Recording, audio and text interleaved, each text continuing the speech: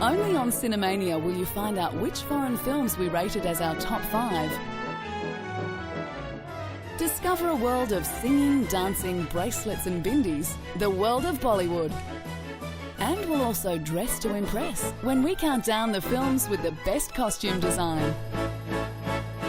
All this and more as we look at the silver screen's best and worst in Cinemania.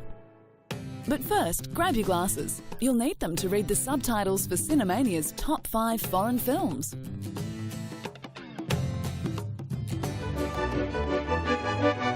At number 5 is the moving drama Joyeux Noël. The film is a touching story of German, French and British soldiers declaring a truce at Christmas during World War I. The movie starred an all-European cast and involved multiple languages, including English, French and German, with respective subtitles. English was the common link when the characters spoke to each other. Spring! Kommen Sie da runter!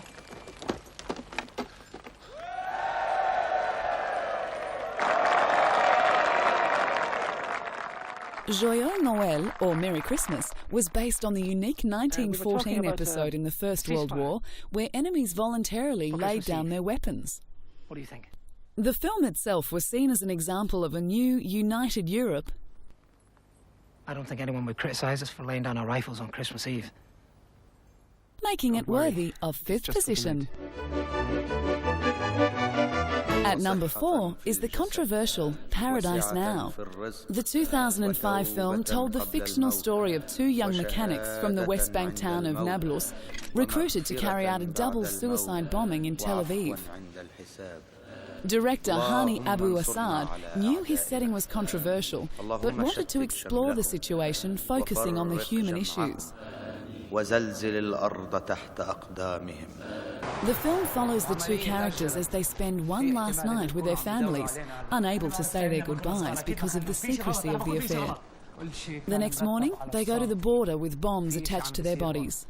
But when the 2 friends are separated from each other, it's up to them to make their own choices about their future. The film won a Golden Globe and became the first Palestinian film to be nominated for an Academy Award, which is why Paradise Now comes in 4th on Cinemania's list of top 5 foreign films.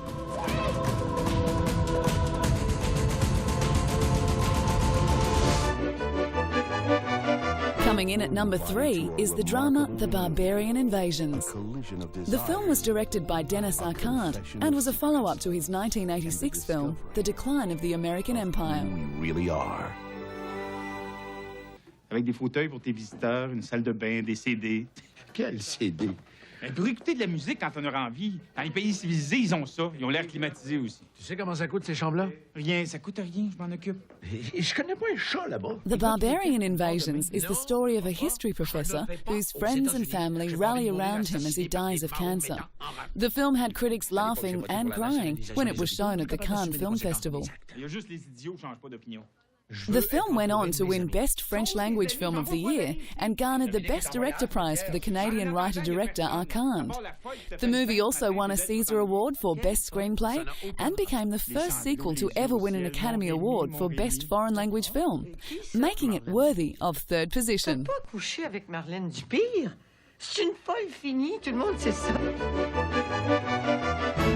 At number 2 is the British-South African film Tsotsi, which beat favourite Brokeback Mountain to win the People's Choice Award at the Toronto Film Festival in 2005.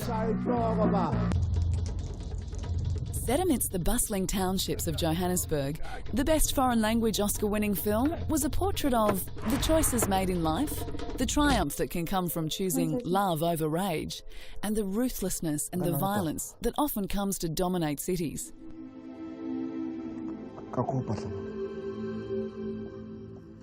The heart in Tsotsi's life changes when he shoots a woman and drives off with her car, only to discover her baby boy is in the back seat. Abandoning the car, he reluctantly takes the child home in a paper shopping bag. Caring for the child gradually repairs Tsotsi's broken spirit. The amazing journey that Tsotsi takes saw the film win an Academy Award.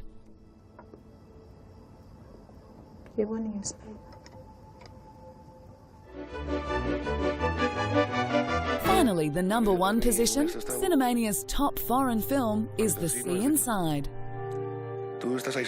In the film, actor Javier Bardem played the real-life character of Ramon Sampedro, a man who campaigned for the right to die after a diving accident left him paralysed. Ramon, paralysed from the neck down, lived a life of complete dependency on his family, who cared for him with great affection. But his paralysis and its restrictions led him to be a man that philosophically accepted no restraints. Although the film showed the plight of a man that wished to die, it doesn't fall into pathos, nor does it come to any final judgment about the issue of euthanasia. Mar adentro. Mar adentro. The audience watched the development of Ramon and his relationships with two important women in his life who teach, inspire and surprise him with facts about the nature of love. Y en una metamorfosis, mi cuerpo no es ya mi cuerpo. Bardem portrays a funny, emotionally vibrant man capable of falling in love and not letting himself, despite his own immobility, fall into the traps of human existence. Bardem was praised for stepping into the character with a sensitivity and intensity which evoked immediate comparisons to Daniel Day-Lewis in My Left Foot. Those who have seen this remarkable journey won't be surprised that Cinemania considers this the #1 foreign film.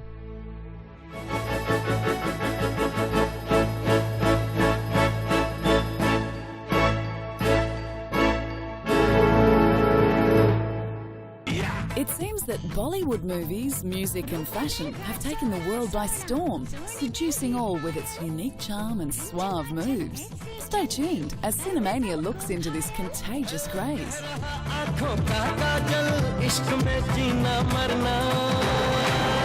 Everybody! Shaba, shaba, Bahia, say shaba, shaba, Bahia, say shaba, shaba.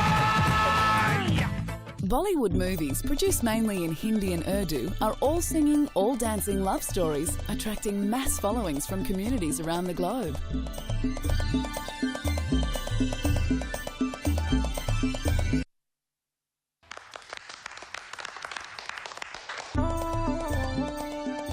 The Indian film industry is the biggest in the world, and the high camp of their musical films is catching on elsewhere. It seems everywhere you turn there are bangles and bindis. There's no doubt that Bollywood is big news. The song and dance musical films are more popular than ever before. But what is it that makes them so popular?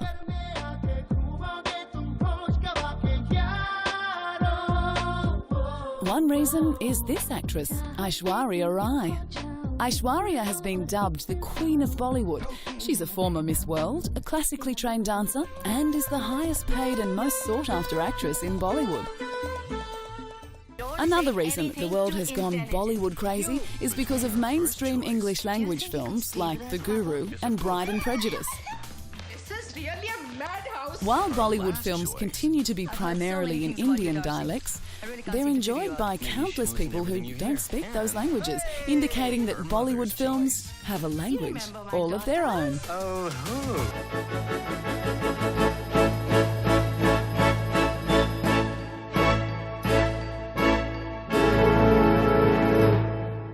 For this segment, we advise anyone with a weak stomach to turn away now. If not, stay tuned as we count down the top 5 gross-out movies. Coming in at number 5 is the gross-out comedy, The 40-Year-Old Virgin. Oh, I'm sorry. That's just your job. That one little patch looks sexy, though. The film starred Steve Carell in the title role as 40-year-old Andy Stitzer, a lonely, nerdy salesman whose friends urge him to end his 4 decades of chastity. Along the way, he tries speed dating, bar hopping, and chest waxing. Okay. You ready? Yep. The hilarious chest waxing scene was done for real. 5 cameras captured every hair-pulling, eye-watering moment. Carell insisted that the scene had to be real, that it wouldn't be as funny if it wasn't. The result is one side-splitting scene and an incredibly popular gross-out comedy. Where did Jay go? He went to throw up. Ready? Yep. ¿Cómo se llama? No, Kelly Clarkson! I hate you! Stop smiling, you Number 4 on Cinemania's list of top 5 gross-out movies is the Owen Wilson comedy You, Me and Dupree. I'm sorry, the downstairs toilet is on the fritz again. I'm as mad as you guys are. It's on the fritz! Please tell me he's joking. We're gonna need some matches. Matt Dillon and Kate Hudson starred as Carl and Molly Peterson, newlyweds starting out their very ordinary new life together. Disaster strikes when Wilson's character, Dupree, turns up requiring the help of his oldest friend. Oh my God, Molly, call the fire department! When perpetual bachelor Dupree has nowhere to go after being fired, Carl yanks his jobless, homeless pal out of the bar he's living in and invites him to temporarily crash on the couch. Carl's wife, Molly, bears the brunt of Dupree's immature antics. Antics that saw You, Me and Dupree worthy of 4th position. Box marked Carl's camping equipment? You put the box away, didn't you? Yes, I'm 99% sure I put it away. Coming in at number 3 is the first true gross-out movie, National Lampoon's Animal House. That boy is a P.I.G. pig. The film's popularity was huge, and after being made on a $3 million budget, went on to become one of the most profitable films in history. Prior to the release of Animal House, toga parties were virtually unheard of. Following, they became all the rage in colleges all over America and remain popular to this day. Mr. Blue. Released in 1978, it set a high standard for filmmakers whose aim was to gross out their audience with disgusting and disturbing material.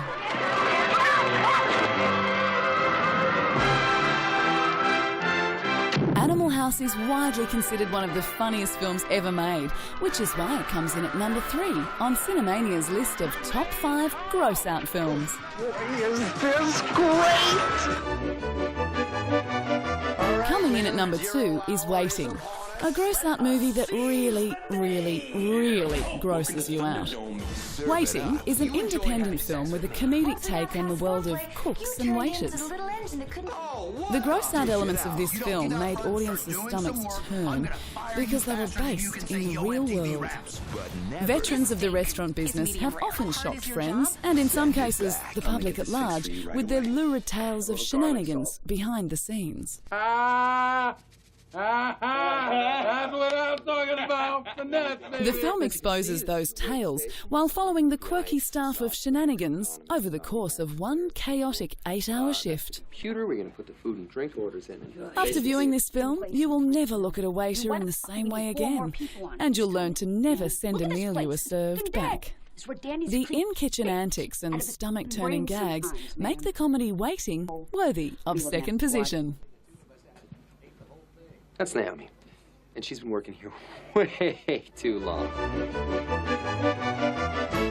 Finally, Cinemania's best, or should I say worst, gross-out movie is considered the original gross-out movie. It's Mel Brooks's Blazing Saddles. Oh, Miss Twilly. Oh, my lovely baby. What you got? Put it there, baby. Put it wrong. The movie, which parodies the Western genre of films, was released in 1974 and grossed over $100 million at the box office. The comedy may be the only gross-out movie to be recognised by the Academy of Motion Picture, Arts and Science, receiving nominations for 3 Academy Awards.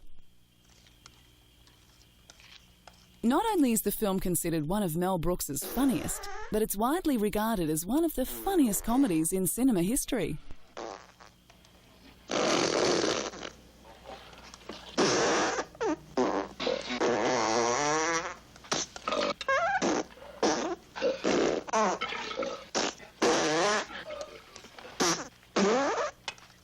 Its gross-out gags and toilet humour make Blazing Saddles Cinemania's greatest gross-out movie. How about some more beans, Mr. Taggart? I'd say you've had enough.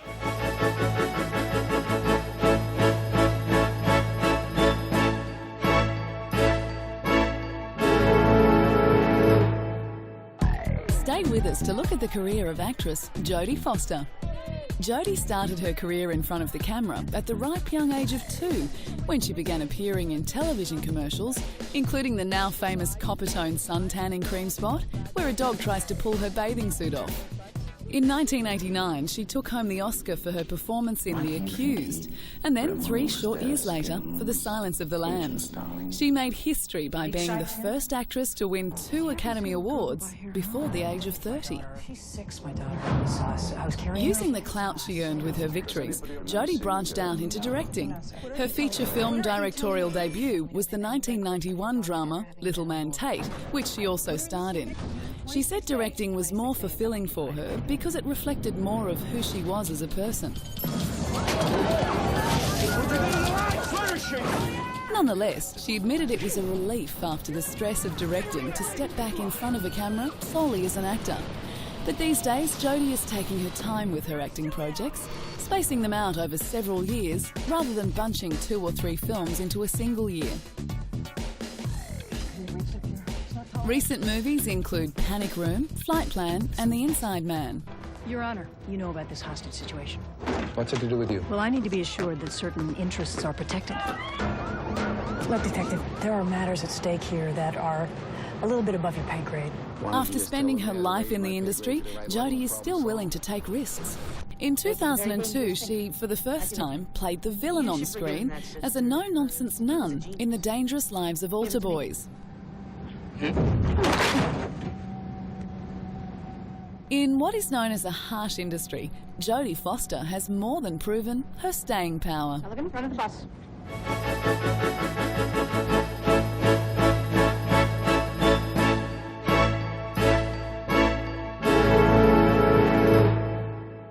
We'll now look at the amazing attention to detail required in designing cinematic wardrobes.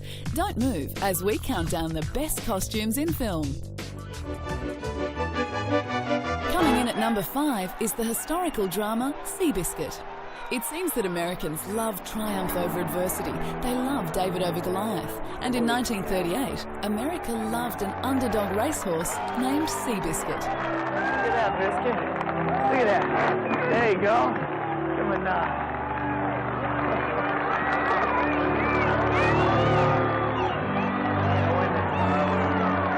Hollywood, too, loved the story of the horse deemed too ungainly to win big races. And its movie version Seabiscuit captured the time so accurately that its costume designer, Judy Ann Makovsky, received an Academy Award nomination in 2004. The film was set in the mid-1930s. The American economy was weak and people were depressed. Her costumes instantly captured the plights and triumphs of the era and the colour and emotion of the sport. That's why Seabiscuit comes in at number 5. He cut me off! Coming in at number 4 is Mrs. Henderson Presents. This charming film told the wartime story of the Windmill Theatre, which daringly staged nude shows in London during the Second World War. The plot and period would pose a challenge to any costume designer, but not Sandy Powell. Don't be silly. Sandy embraced the playfulness of the film, creating some unique and truly memorable costumes. Her efforts were rewarded with an Academy Award nomination, which turned out to be her 7th. Now you're getting the hang of it. We'll open with the most revolutionary programme ever seen in England. We've got what it takes. Oh, I brought the Lord Chamberlain. Oh, good heavens. I'm warming to the idea. In this film, sometimes the best costume was no costume. After all, the film's tagline stated that the show must go on, but the clothes must come off. The clothed characters, however, were dressed to impress, and impress they did.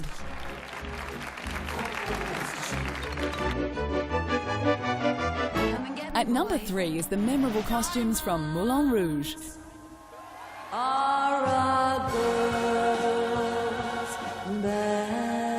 The film, which featured dancing and singing, is predominantly all about truth, beauty, freedom and love. For his role, actor Jim Broadbent had to wear a fat suit. This suit took 2.5 hours every day to put on.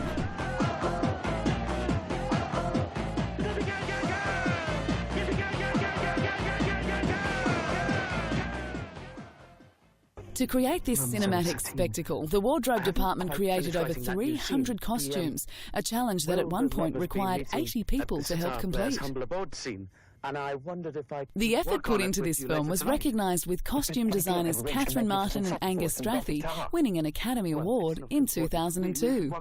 The intricate designs and exquisite gowns make Moulin Rouge a joy to watch, and understandably placed third on Cinemania's list of greatest film costumes. Until I am completely satisfied. At number 2 is The Aviator. Leonardo DiCaprio played the lead in the film, which chronicled the life of eccentric billionaire Howard Hughes. Let's build a plane that flies above the weather, across the country, across the world. If you do that, you could lose everything. Well, I won't. The movie, which was directed by Martin Scorsese, had a star-studded cast with Cate Blanchett as Katharine Hepburn, Kate Beckinsale as Ava Gardner, and Gwen Stefani as Jean Harlow. I'd like to know everything there is to know. See, I want to learn what pleases you.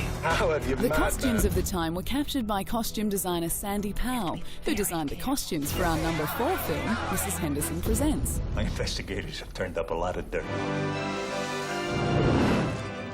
Sandy received an Academy Award nomination for the film, but over her career, her work has been recognised with nominations for Orlando, The Wings of the Dove, Velvet Goldmine, Shakespeare in Love, Gangs of New York, and Mrs. Henderson Presents. She'll go faster.